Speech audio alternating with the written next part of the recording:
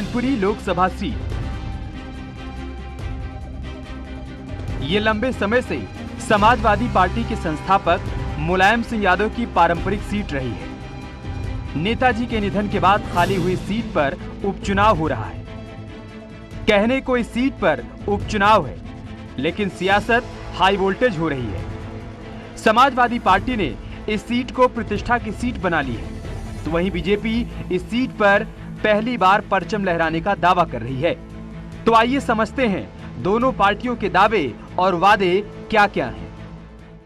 और ये क्षेत्र क्योंकि नेताजी का रहा है, आदरणीय उदय प्रताप सिंह जी भी यहाँ से जीत करके गए हैं। यहाँ भी जनता ने बहुत प्यार से नेताजी को सम्मान दिया और पूरे देश में उनकी पहचान बनाई है। पार्टी पूरी गंभीरता के साथ, पूरे मनोयोग के साथ, पूरी तैयारी के साथ दमदारी से हम लोग चुनाव लड़े और किसी को भी अराजकता गुंडागर्दी करने की अनुमति नहीं। आप जानते होंगे किस प्रकार से योगी जी की सरकार में माफिया, अपराधी, गुंडे, बेईमान, भ्रष्टाचारियों के खिलाफ किस प्रकार की कार्रवाई हो रही है देश भर में। पूरे प्रदेश में आज कानून का बेहतर राज, जो अपराधी हैं, जिन्होंने अपराध किया, खोज कर बिल में से निकाले जा रहे हैं और उनके खिलाफ कार्रवाई हो रही है। मैनपुरी लोकसभा सीट पर अखिलेश यादव की पत्नी डिंपल यादव चुनावी मैदान में है। वहीं बीजेपी की ओर से रघुराज शाक्य ताल ठोक रहे हैं। इस सीट पर 13 प्रत्याशियों ने नामांकन किया था, जिसमें 7 प्रत्याशियों का नामांकन खारिज हो गया है। मैनपुरी की जंग में अब सिर्फ 6 उम्मीदवार ही मैदान में हैं। डिंपल के नॉमिनेशन के साथ ही समाजवादी पार्टी के सभी दिग्गज मैनपुरी लोकसभा की 5 विधानसभा क्षेत्रों में प्रचार में जुटे हुए हैं। वहीं बीजेपी के स्टार प्रचारक भी मैनपुरी में विकास को मुद्दा बनाकर रघुराज के लिए वोट की अपील कर रहे हैं। मंगलवार को नेताजी की जयंती पर एसपी के स्टार प्रचारक चाचा शिवपाल ने भी नेताजी को वोट के जरिए सच्ची श्रद्धांजलि देने की अपील की। जितना नेताजी ने किसान, गरीब, शिक्षक और कवियों से लेकर, खिलाड़ियों से लेकर, साहित्यकारों से लेकर के सबको, सबका सम्मान बढ़ाने का जो काम किया था, तो जितना भी नेताजी का जो सपने अधूरे हैं, नेताजी के बहुत कुछ सपने और भी थे, बहुत कुछ किया है।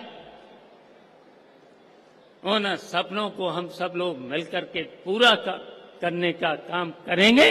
तीनों उपचुनाव जीतेंगे भाई, और प्रचंड बहुमत से जीतेंगे। जनता का समर्थन भारतीय जनता पार्टी के साथ है, मोदी जी के साथ है। लेकिन हम बीजेपी, भारतीय जनता पार्टी एक एक गरीब आदमी के लिए, आम आदमी के लिए, पीड़ित वंचित आदमी के लिए, उनके जीवन स्तर में बदलाव लाने के लिए काम कर रही है। हम गरीब आदमी के जीवन में खुशहाली देखना चाहते हैं। बीजेपी को उम्मीद है कि इस बार मैनपुरी लोकसभा सीट उनके खाते में आ सकती है। अब बीजेपी के दावे के समीकरण भी समझ लेते हैं। मुलायम सिंह यादव का नहीं होना, पिछली बार जीत का अंतर कम होना, बीएसपी का गठबंधन इस बार नहीं है, पहली बार कोई शाक्य चुनाव लड़ रहा है, मैनपुरी में शाक्य वोटर ज्यादा है, मैनपुरी की जनता को सरकार पर भरोसा है। वहीं समाजवादी पार्टी को नेताजी की विरासत पर भरोसा है। तो ये नेताजी का है, अब आज नहीं है हमारे बीच, उनकी अनुपस्थिति में ही हम सब लोग काम कर रहे हैं।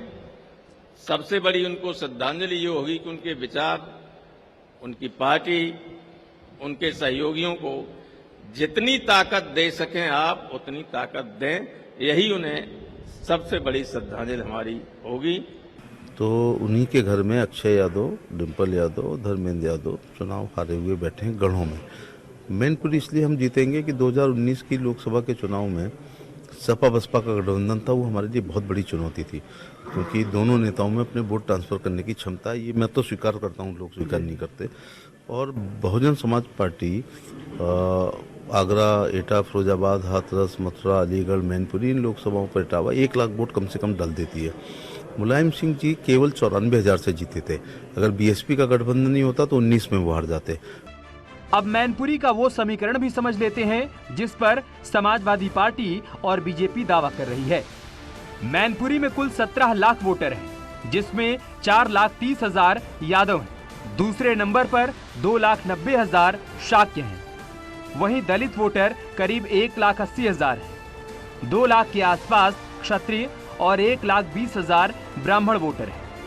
अगर बाकी वोटर की बात करें तो 60,000 मुस्लिम वोटर हैं और 1,20,000 वैश्य वोटर हैं।